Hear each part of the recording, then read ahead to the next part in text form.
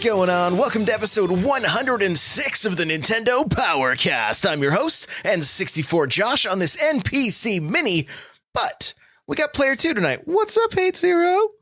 What is going on, everybody? It is... Oh, hold on. I screwed that up. What up, NPC fam, mini fam? It is your boy, Hate Zero. I used to be your hero, but I've been dethroned by one of Josh's minions. Is that what happened? Oh, I'm so sorry to hear that. It's okay. It was bound to happen. Okay, it happens. Yeah, they dethroned me, I think. So, hey, that music you just heard is from On Being Human. Check them out on Spotify and YouTube. Good stuff there. This is an unofficial Nintendo podcast. If you want to get yourself a book from Audible, an audiobook, go to audibletrial.com/NPC. There you can pick up something like Console Wars or Super Mario. Books I highly recommend. I really, really enjoy. audibletrial.com/NPC. Guys, the chair I'm sitting in is from OPC. If you go to n64josh.com/OPC, it'll take you directly to their website. And when you go to checkout, you will automatically save $10 off of your purchase. And it helps support the show. All chairs are $50 off right now, and all desks are $100 off right now. So go check that out, n64josh.com/OPSeat. Hey, listen. All right, we do this show live, twitch.tv/n64josh, Tuesdays and Thursdays. We try to start around 6 p.m. You know, we do our best. We do our best. I want to say hello to everybody that's hanging out. Looks like Twizzles and Callie and False Pretense and Luigi Bros and Cut Eye and Lindsay Monster and Nightcrawler, Van, and I think that's everybody. Drummer, what's up? Anybody that's just lurking, thank you so much for being here. We appreciate you guys. I am currently working on a book called Another Castle. It is coming soon. I have a $20 Amazon gift card that I'm giving away on my Twitter at N64Josh. You can see it pinned. It's the pinned tweet. You can easily find it. I am the host of the Smash Bros. Cast, where we talk all about Smash Bros. With Nightcrawler, who may or may not be the co-host tonight. No one really knows. No one really knows. But he comes and goes as he pleases. Yep. He comes and goes. There he is. There's Nightcrawler. So that's happening live Fridays, 2 p.m. Pacific Standard Time on Twitch, and you can find it on Google, Spotify, and iTunes. Saturday morning Splatoon's still going strong. We play Splatoon Saturday mornings. It's a good time. Play with viewers.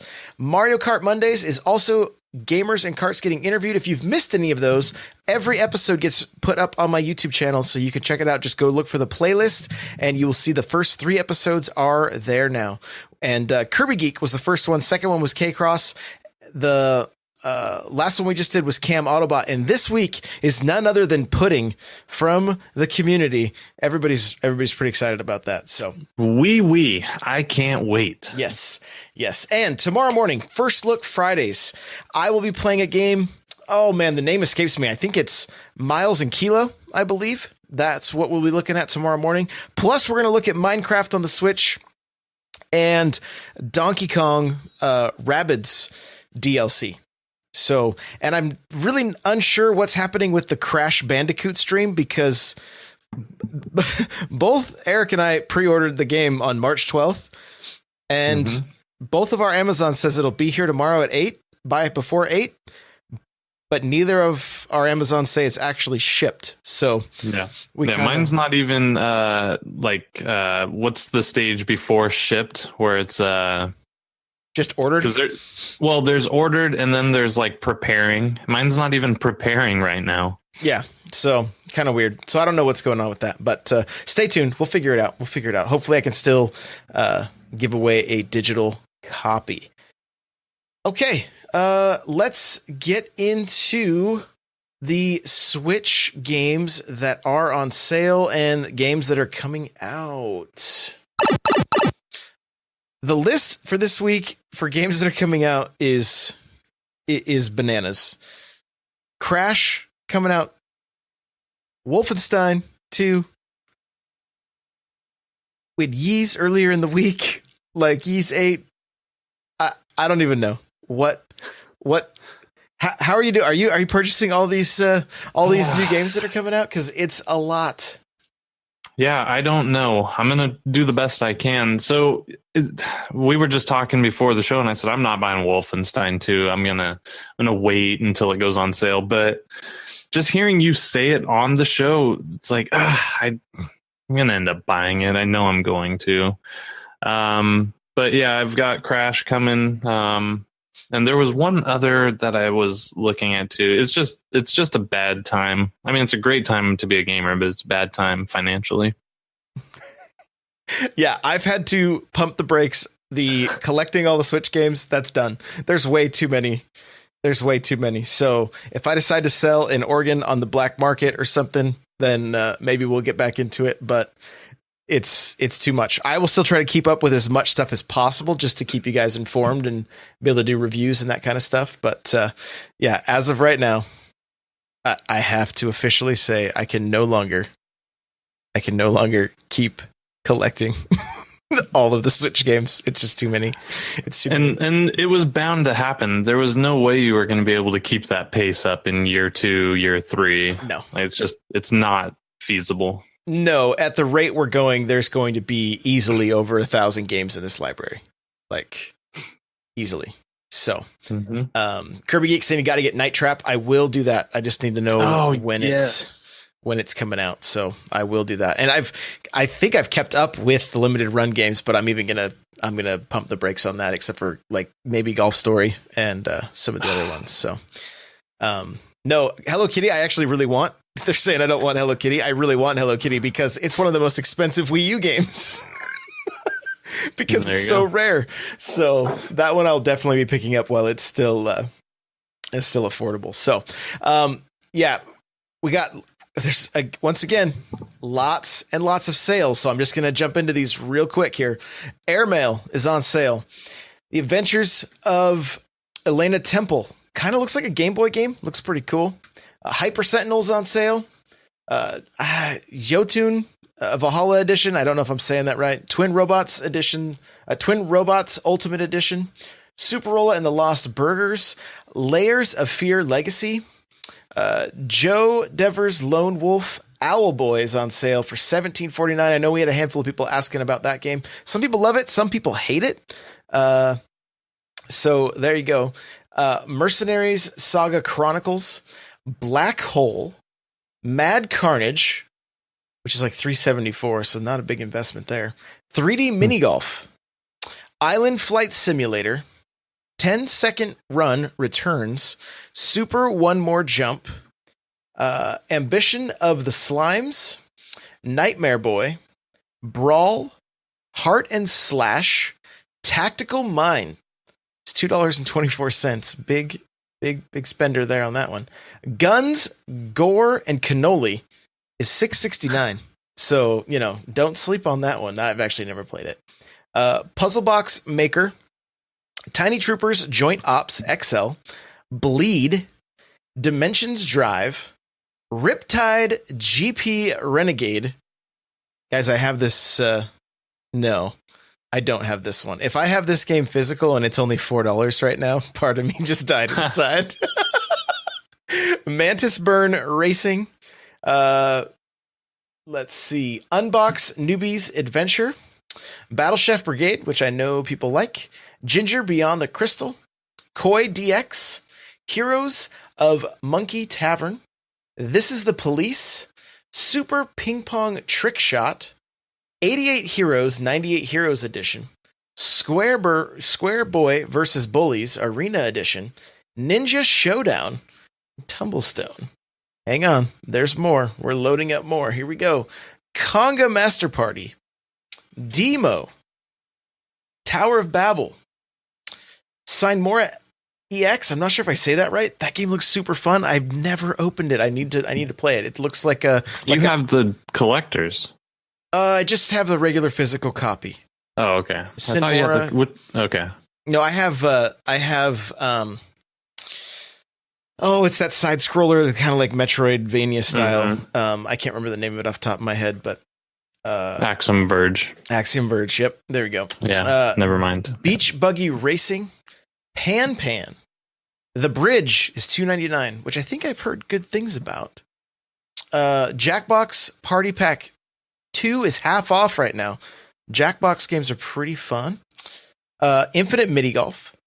Thumper, which looks like a trip, kind of. That's half off right now. Dark Witch music episode Rudimical. I don't know. It's $5.50. Tumbleseed is $9.99. Kamiko is $2.99. Well, it's not on the list, guys, but I happen to know the developer for One Strike emailed me this week and said, "Hey, I just want to let people know that the game is 20% off right now.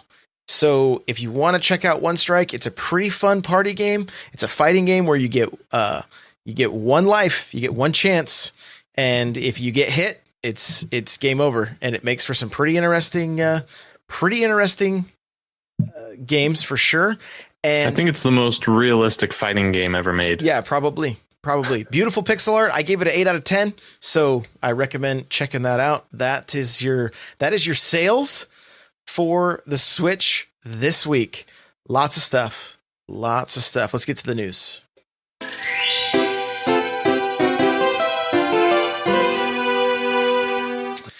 All right. Well, Nintendo's 6th president is now the president as of last night while we were all sleeping.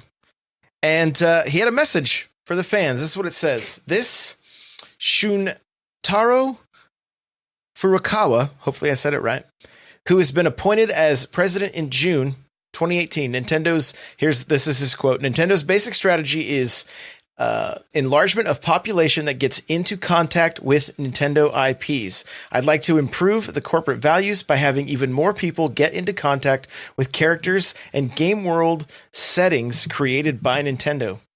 At the same time, as an entertainment corporate, Nintendo puts up a CSR policy of making everybody related to Nintendo smile. I think the social responsibility we must fulfill is to expand the circle of smile in society with Nintendo's products and services. Based on the CSR policy of making everybody related to Nintendo smile, Nintendo is always continuing the challenge to produce new surprises. So my initial takeaway from that, let me see the wording here. Even more people get into contact with characters and game world settings created by Nintendo. Yeah. So Mario, Link, Metroid, and when you say get in touch with worlds, I mean, are we talking amusement parks, things like that? Is it strictly game stuff, or is it all of the above? I think it's all of the above. Movies, the Universal theme park that they're doing, the cereal,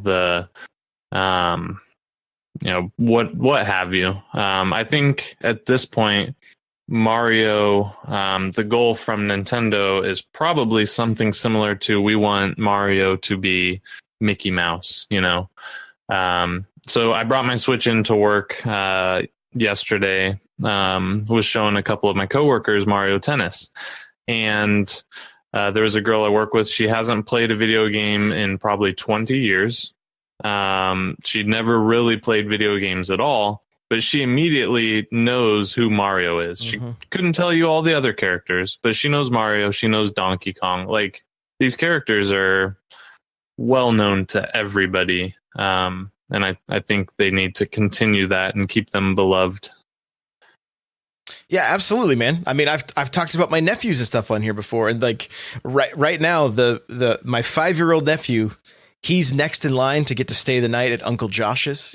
So all he tells everybody is, "I get to stay the night there, and we're playing Mario until midnight."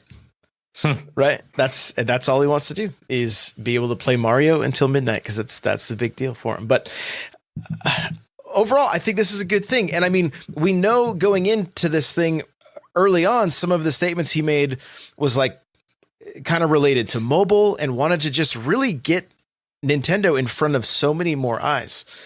I mean, it's just like anything that you're into, you kind of almost assume that everybody knows about stuff, right? Like when you're into something and then you're like, what, how have you not heard of this? Well, they probably don't follow the same people you follow on Twitter, that kind of stuff. I mean, and it can have like, I've seen it happen with like movies, and I'm like, how have you not heard of this movie? Star Wars, I don't think it's going to happen. I mean, you can't buy oranges without seeing BB-8, right? But there are going to be certain things that, hey, people are just going to miss. And so the more that they can get the Nintendo name out there, and get it into people's hands, and putting out things that people are going to enjoy playing. I mean, overall, it's a win. I mean, I honestly believe that Pokemon Let's Go Pikachu and Let's Go Eevee are going to sell gangbusters because of that app. One of the things we know, I don't have it in the notes here, but one of the things they released a statement that there are more people playing Pokemon Go now than there was in 2016, the summer of 2016, when the game released. Like, the numbers are back up to that level. And I believe, don't quote me, but I believe they said it even went beyond that. There's more people playing right now. And that's pretty surprising. It's did you pick it back up? No. That's not surprising. No. Well, I told you before, because we talked about this, and I said the reason I stopped playing in the first place was there was an update and I forgot my login information. And so I'm never going back to it. So you did fire it up as soon as the new stuff was announced? No. Oh, this was a while ago. Yeah. I lost my login information back when it was still popular. I see. For the first time. Now it's re-popular, but... so sad. But sad. I did download Pokemon Quest on my mobile. Oh, yeah. What'd you think of that? It's the same. I think it's better suited as a mobile game, honestly. I think the game's neat. It has some cool potential, but I didn't think it was great as a Switch game because it felt better with touch controls, and I don't really like touching my Switch. Yeah. So. Here's the thing. I feel like when I sit down with the Switch, it's typically going to be for long periods of time. That game limits that unless you want to pull out your wallet. Yeah, that's true too. Whereas on the mobile, you could just kind of like, oh, hey, I've got 2 minutes to catch some food and feed some Pokemans, So overall, I'm excited for Nintendo's new president. He grew up playing Nintendo games. Like, I feel like he's going to make some good decisions for the company, and I'm excited for what the future holds. Talk about like getting just like pitch the softball, right? Like Nintendo's riding the hype train right now, and hey, guess what? Now you're president, man. So have fun with that. Hey, not like the Wii U. He still has many opportunities to screw it up. So there's no restful nights for him. He still has a lot of work ahead of himself. This is true. Well, this is an interesting development from Konami. Solid Snake is now in Super Bomberman R. And speaking of, we actually might fire that up tomorrow too, and I might take a look. I've never actually played that game, so we might check out Solid Snake as well. Who knows? But and it's voiced by Kiefer Sutherland. No, wait. No, get out of here. It's voiced by no other than David Hayter, the original Solid Snake, the only Solid Snake. And will also voice Solid Snake for Smash. He's been tweeting about it too. Have you seen the tweets? He has. And before I've seen some of his tweets because I've been following him for years. What was it? Metal Gear Solid 5. He famously just tweeted, "I lost my voice," and everyone's like, "What does this mean?" They didn't, and sure enough, he wasn't lying. He lost his voice, and sad. Yeah, that was terrible. So I'm happy to say that he is back. I'm hoping that this means Konami has something up their sleeves, and we're getting some sort of Metal Gear Solid collection coming to the Switch or all consoles. We were talking on the phone a little bit ago, and it was kind of like, why are they paying this guy to come do the voice for Bomberman? Right? Like, how much dialogue is in this game? And the other weird part about it is, so for Smash, like he was in a Smash before. Couldn't they use clips that already existed? Couldn't they use clips from old games of his? Do they have to get him back to re-voice act that? Yeah, I don't know. I mean, here's the thing. I've done a little bit of like searching for sound effects, like for the different podcasts or whatever. It would blow your mind how many different like grunts and yells and things that are that each character has. Like, I would say some of the characters were close to like 25 to 30 different sound effects, maybe even more. I'm like, what is going on? But it's like just different variations if they get hit like this or hit like that or whatever the case may be. Like, kind of crazy. I mean, I don't know a bigger Metal Gear fan. Like, if they...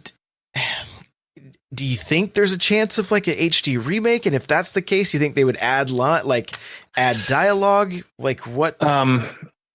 Yeah. So when they did the Twin Snakes remake, they actually had the voice actors come out and reshoot some of the, or not shoot, but re-record some of the voice acting. So I would suspect they're going to do that for some of the dialogue too. But I'm kind of conflicted on, like you said, I'm a huge Metal Gear fan. Always have been. I'm sure there are bigger Metal Gear Solid fans than I, but I haven't met one personally. With Hideo Kojima getting, thrown out of Konami, I don't know what that means for the series. Obviously, they still own it. All the properties he didn't get to take with him. So they could do a re-release, but he's pretty particular. So I don't want to say they would ruin it without Hideo Kojima, because Twin Snakes was made by a separate dev, and Hideo Kojima was kind of upset about it. He didn't like some of the things they did because they changed mechanics and didn't change the story, but they did change some of the gameplay, and he wasn't a big fan. He wished he had done it in-house, he had said. So, to answer your original question, yes, I want it. I hope it's coming. I want to lean towards yes, it is coming. Just because otherwise, why is David Hayter doing so much voice acting as Solid Snake? I think there's light at the end of the tunnel. Yeah, it definitely raises some eyebrows. Like, really? Just for Bomberman? I think it was more like, oh, hey, while you're here, come do Bomberman. Why was he there? Well, he wouldn't have been at the same... I mean, he could record from anywhere, but those are two different I'm not entities. even talking for Smash. I think he was already recording for something Metal Gear. Yes. And they were like, oh, hey, on your way out, will you swing into this booth here? We got some... we have a few more lines for you to do. Like, obviously it'll all be in the same booth, but you guys get what I'm saying. Like, somebody probably slid a piece of paper under the door, like, hey, before you go, this is for Bomberman. Oh, okay. Otacon. One of those. You don't understand that reference because you haven't played it. But I don't. Oh, I feel like a loser. All right. Reggie, president of Nintendo of America, Reggie Fils-Aimé, said Sakurai's well aware of fans wanting Waluigi, and that decision is Sakurai's. So play nice, everybody. And I wrote up a little article about this today on n64josh.com. The only thing that I was able to find that has transitioned from trophy was Pokemon to Pokemon Trainer to now, like, Charizard was just a Pokeball before. Then he became a playable character later on. So I would say it's not impossible. I'm going to say, as a fan of creators and content creators and these beautiful minds, I just don't think he should be strong-armed and bullied into doing something he doesn't want to do. So Sakurai, I'm with you, buddy. don't give in to the peer pressure. Don't give in to the internet trolls. We don't need Waluigi. Let's keep your game back to your original vision where he is nothing more than an assist trophy. It makes total sense to me. Like, you know, if someone told you had to sleep differently in your house right now, they walk in and say, Josh, I don't like the way you sleep. You got to change it. Like, you should be able to do what you want. 100%. You sleep how you want, Josh, and Sakurai, you make the game you want without Waluigi. This feels like it would be a really long conversation about business and listening to your client, your customers, and I don't know. Let's go back to where Kirby corrects me and says Little Mac was a trophy that's now in the game. So, hey, bear in mind, I was trying to work while doing said research, and I thought I was doing okay. You got 50%, yeah, at least, unless she finds others. He was an assist trophy, so there you go. And yeah, I mean, this is gonna. Here's what I want. I want Waluigi in the game. I want Waluigi in the game as DLC after Nintendo releases his full game, and we can see what his moveset would be like. Because who knows? Maybe maybe Waluigi's mansion. He's going to end up with a nice vacuum cleaner like Luigi. You know, that's not the opposite of Luigi. He needs like a leaf blower. Leaf blower. There you go. And then maybe since I can't think of any better character that he could that fits his body type plus roses, he's got to be an echo character of Bayonetta, right? So maybe he'll shoot some bullets out of his heels. I don't know. But well, since we're going to say we want him as DLC, I want Walker Texas Ranger as DLC. You can't have Chuck Norris. No one. Why not? Why not? Chuck Norris. Let's just demand it into existence. That's how things work now. He can gargle peanut butter. He is not allowed to be in Smash. Okay, there's nothing that man can't do. I'm gonna go tweet it into existence. Stop. You're going to go make a change.org petition? Yep. If we get Waluigi, we better be getting Chuck Norris is all I'm saying. I guess I just don't I don't want Waluigi with nothing but like tennis rackets and golf clubs. He'll be like the Casey Jones of Smash Bros. Well, then let's take him out of that game too. We can have DLC to remove Waluigi from the game. Oh my gosh. All right. Well, moving right along. New GameCube trademarks have been filed in Japan. Are we going to skip the N64 Classic, go straight to the Mini? I don't know. We know GameCube controllers are getting re-released. You know, Nintendo's going to keep these trademarks up to date. It probably means absolutely nothing. Well, with them saying there's no virtual console, I'm putting a lot more weight behind these minis. So, do you think, from what I know about GameCube games and stuff, do you think the emulation's going to be a pain for that system?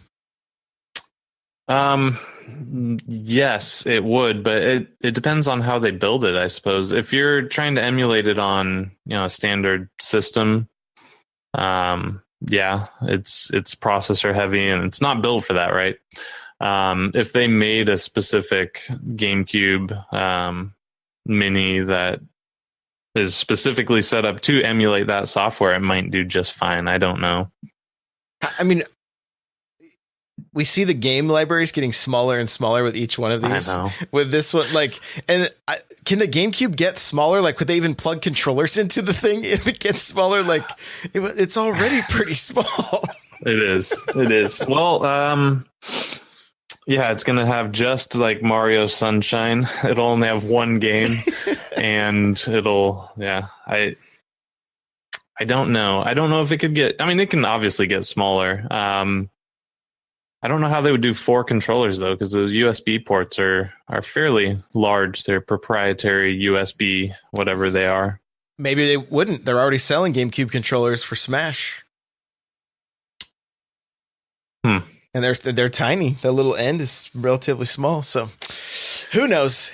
But there you go. You've been informed that more GameCube trademarks have been filed. So maybe something happens. We don't know. We'll find out. We will find out eventually, or we won't. You never know.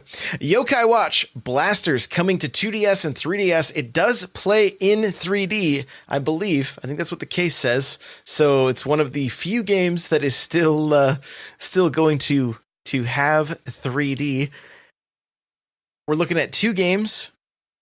There's a I believe it's the cat is the red game, and there's like the white dog squad is the other game. It's an RPG, similar to Pokemon. I'm guessing somewhat similar. I don't know anything about Yokai Watch. It's not really on my radar. But if it's your thing and you still have a 3DS, 2DS, it should be coming out. Kirby says it's action based, so. There you go. This is a spin-off title, not an actual Yokai Watch, which I did know that much. So, yeah. Jeez, it's like we need Kirby on the show or something. I know, gosh. Man. Sega fans, Toe Jam and Earl I guess it was delayed. I wasn't even sure that it was a thing, but it's going to be making its way to the Switch this fall. Are you excited for Toe Jam and Earl? Yeah, I played those when I was a kid. That was one of the few Genesis games I really, really enjoyed. So, I mean, is it going to be a remake, or is it because I don't remember. I do remember hearing about it. Then it kind of fell off. It kind of looked more like just the picture that I saw, which I don't even know if that was. I'm looking at it right now, and I don't know where it just went. Here we go. That was weird. The page reloaded weird. It looks like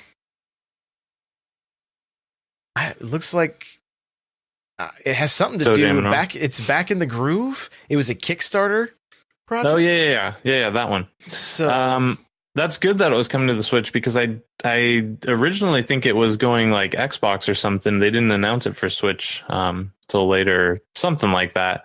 I'm excited. I liked the series. If you played it today, it wouldn't hold up as a great platformer. But all of those games like that, Toe Jam and Earl, the Worms games, there's another one similar to Toe Jam and Earl that I'm forgetting the name of. They were all those quirky platformers that were kind of like a break from the norm back then. Earthworm Jim, exactly. Yeah. And so all of those were really fun for me because, we had so many platformers back then, and they were all kind of either like a Mario style or some sort of shooter or beat 'em up. And this, sometimes you just want a quirky, weird game like Toe Jam and Earl or Earthworm Jim I'm excited. There you go. Well, it looks like this fall, another game coming out this fall, which was a game I played quite a bit on the Wii and played quite a bit on DS with my family. I know when I tell my wife this game's coming out, she's going to be excited. Carnival Games from 2K Games coming to Switch in November. Have you ever played one of these, like doing skee ball and things like that? I didn't. I saw it, but I've never actually played it. Yeah, it's actually, it was one of those like collection of mini games that was not shovelware completely. I mean, some of the games didn't play all that great, but other games played really well, and it was quite a bit of fun. So I know when my wife and my daughters hear that this is coming, they're gonna be stoked. So I assume it's gonna make use of the Joy-Con motion and all that. Right? I mean, you'd have to, right? Yeah, playing skee ball with a controller is not going to be fun at all. Who cares? Right. And it's been so far, like they've had such a, it's been so long since they've been out. They'll probably it could end up being like a HD remake with a few new games, that kind of thing. Here's Kirby from the chat says these games sold like 9.5 million and I never knew anyone with them. Well, Kirby, do you know 9.5 million people? Because I'm guessing you don't. Oh gosh, I'm guessing you don't. Y'all don't even know about 9.5 million people. There it is. So spicy. Yeah. So, all right. Well, hey, we wanted to. 7.4. There you go. That's better. Oracle, get it right. Retro flashback. Eric texted me today. He's like, "Hey, can we bring this back?" So I'm like, "Yeah, sure." We still kind of do retro stuff on the minis typically, but you made a statement earlier that the GameCube may be your favorite Nintendo console. And Yeah. I mean, it's one that I really, really enjoy myself. What about that system keeps it up at the top for you? So I don't know if it was because I was a little bit older, but the controller, first and foremost, I still think it was the best controller made. Obviously, in today's environment, it could use a little bit of refinement. The C-sticks were good for what they were. They wouldn't be good for modern shooters or anything like that because of the grooves. So if they rounded that out and made that a little more normal. But the analog triggers were awesome. That game had Resident Evil 4, that console had Resident Evil 4, which was amazing. Mario Sunshine was one of my favorite Marios. Let's see. Let's go through the list. There's you could play Ocarina of Time on it, which is the best Zelda game ever made. So and Wind Waker, don't forget. And Wind Waker, it was extremely portable. It had the handle on the back. The game discs were tiny. The first Smash, all the Pikmins were amazing. Not the first Smash, but the GameCube Smash. Right. The Pikmins were amazing. The Rogue Leader, Rogue Squadron games were phenomenal. And then there were a ton of good sports games. Like Kobe Bryant he had a GameCube basketball game that, looking back at it, it was terrible. Like that. Here's the funny part about this Kobe Bryant basketball game. I forget what it was called, but depending on what you were doing, your character would shoot right or left-handed, which is just not how, like, an NBA player is not like, I'll just shoot this 3-pointer with my left hand. Like, that's not how that works. So, they're not like NHL baseball Hits players. was amazing on there. Oh yeah, and don't forget Blitz and Blitz. Yeah. I was just looking through my collection before we started the show. NFL Street, NBA Street. Yeah. Both solid titles. Because you had GameCube and original Xbox, which, I mean, as soon as Xbox Live came out, we were playing Rainbow Six. Did you find yourself playing the GameCube less once Xbox Live came out, or were there still a handful of games that you would go back to and still play? So I've told this story before, but I was 17 years old. I had an Xbox and I was playing on Live, or maybe Live hadn't came out yet. I think it already did. And there were 12, 17-year-old males, various, some of them were jocks, some of them were preppy, just various, like, I always hung out with like a melting pot of people. Mm-hmm. And we were all in there watching me play Animal Crossing.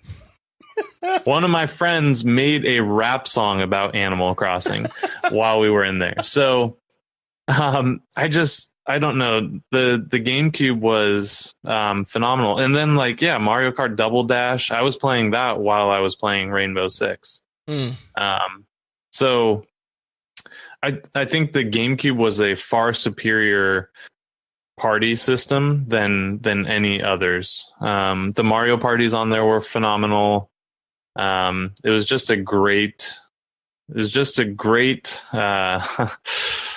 I don't remember. Kirby asks, you're going to talk about this rap song and not give us some verses. I don't remember. I'm like 7,000 years old now, and this was like 6,000 years ago. So I do not remember. I remember one specific line was Animal Crossing's da bomb. So he rhymed something with bomb. But anyways. Probably Tom Nook. Oh, maybe. I don't remember. But it was the best, like, for couch co-op. There's nothing could beat it. Like we did play on Xbox. There was Fusion Frenzy, I believe, was their version of Mario Party. Mm-hmm. And you could have fun with that. Like it was definitely fun, but it doesn't have the magic that the GameCube had. No, and it really is. You hit the nail on the head, because we kind of like briefly talked about, like, okay, we should do a retro question of some kind. And you were talking about GameCube a little bit with that trademark. And I'm like, let's just throw out GameCube. And the thing that I kept thinking about with the GameCube, and this happened some with the 64, but I was married when the GameCube came out, and it was the system that like I would have a bunch of people over and we would play Tony Hawk. You know, we would play Tony Hawk 3, man, with that little Lucky Charm of a D-pad. We would play Tony Hawk. Bloody Roar was another game we'd play a lot.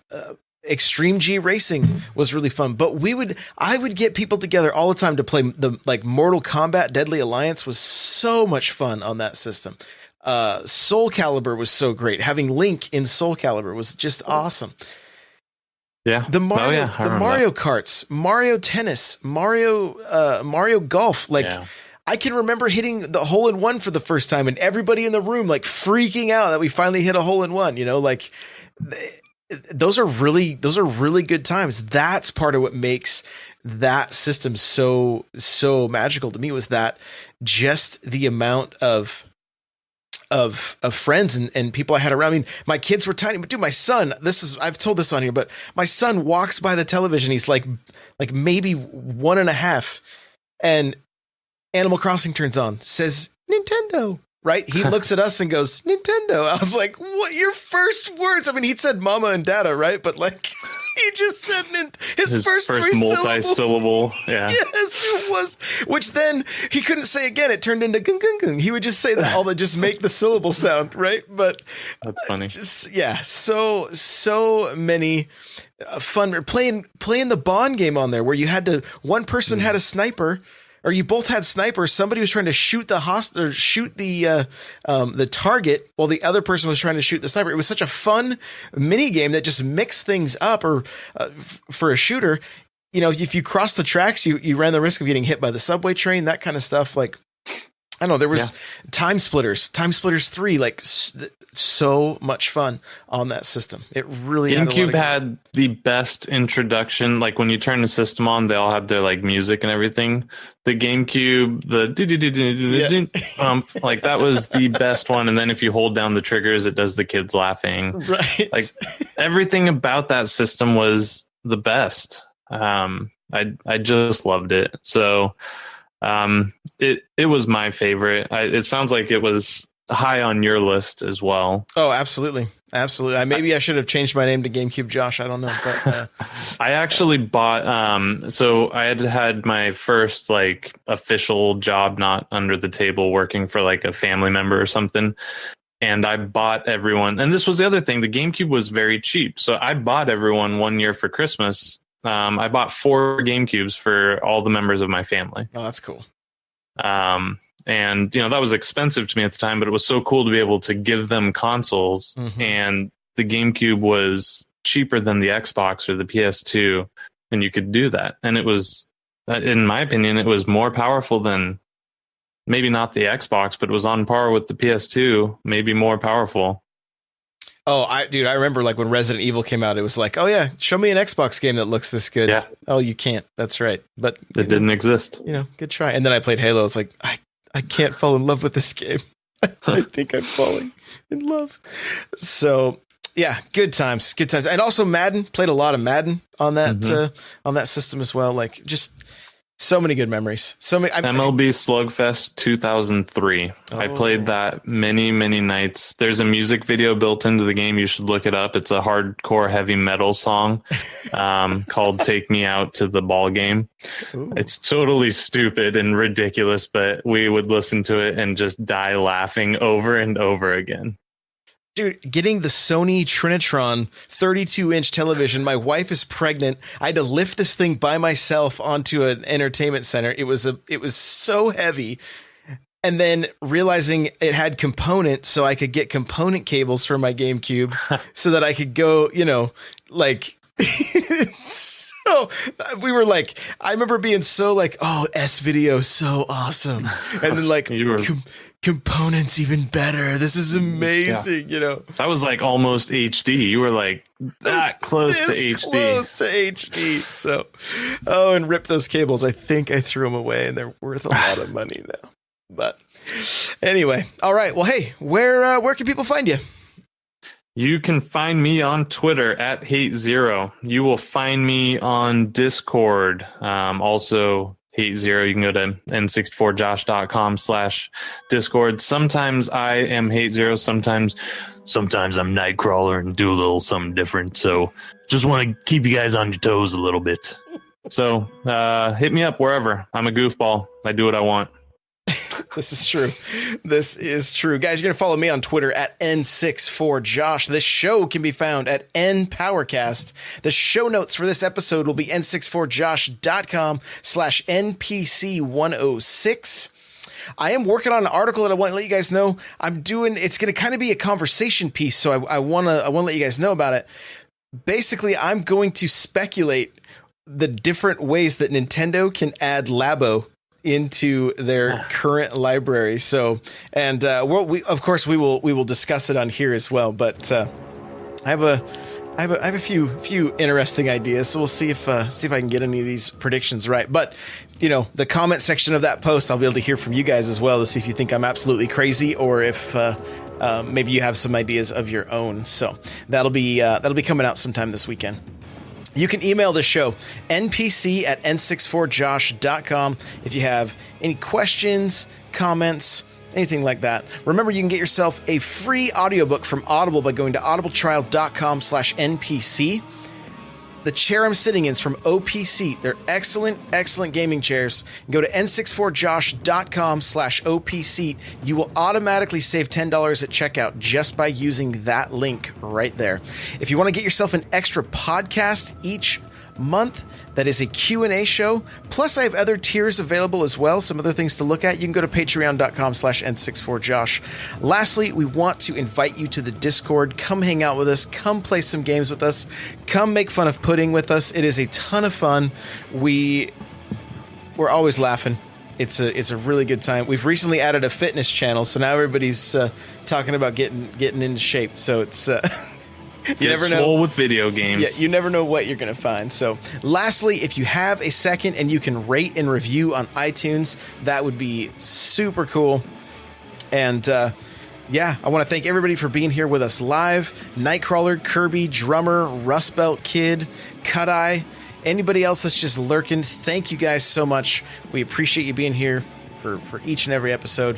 If you're listening to just the audio version or watching on YouTube, thank you so much for checking it out. We really do appreciate it. And we'll see you Tuesday. So if you're not busy tomorrow morning, 6 a.m. Pacific Standard Time, I'll be doing First Look Fridays. So we'll see you then. Bye now.